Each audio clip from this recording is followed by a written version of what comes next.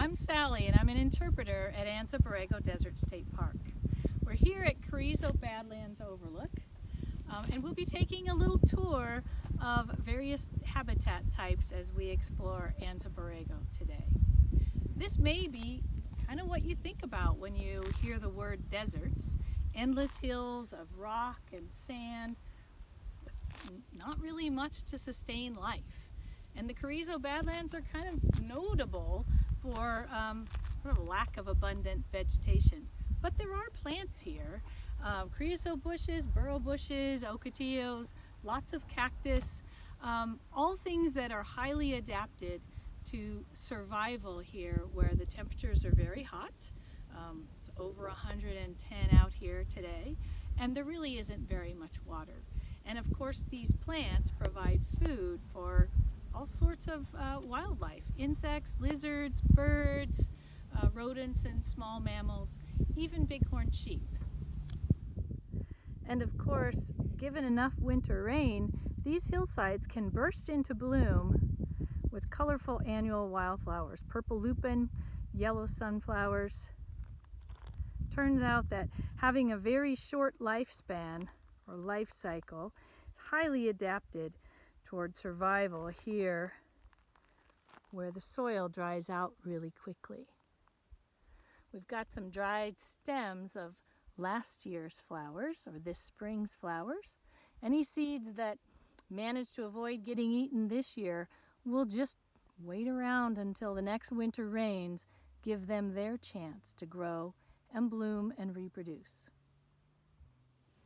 Not far from the Badlands is the Vallecito area, where mesquite trees have managed to find water within reach of their roots, which reportedly can grow as deep as 200 feet down. Animals like rodents, birds, small mammals find cover here, protection from predators, as well as an abundance of food. Mesquite beans are highly nutritious, like many members of the legume or pea family. The pods were also an important staple for the Kumeyaay people, who had seasonal homes here for thousands of years before these lands became park.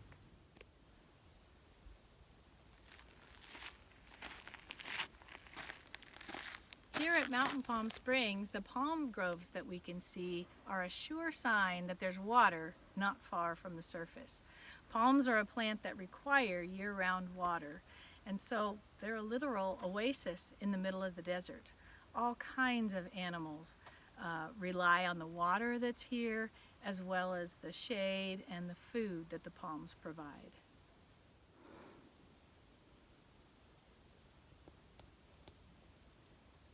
Here in Blair Valley Primitive Camp, we're at a little bit higher elevation, about 2,500 feet than some of the other habitats. And so, as you might expect, the plant community or the vegetation looks a little bit different. We have sort of an overall sense of it being a lot more green. We still have creosote bushes, but we have a lot of other different larger shrubs too. Junipers, catclaws, yuccas, lots of cholla and other types of cactus, and of course quite a bit of agave around. The agaves that grow in Blair Valley and other areas of Anza-Borrego have many of the same adaptive characteristics as cactus that help them survive with very little water and thrive even in the hot, dry summers of the desert. We even have some grassy habitats in Anza-Borrego here in Little Blair Valley. This dry lake bed, after a good winter rain, can come alive with annual wildflowers in the spring. From Blair Valley, we can see Whale Peak in the background. Whale Peak is one of our highest mountains, and so it's an area where we have some more high elevation habitat. In addition to junipers, we find pinyon pine trees up there.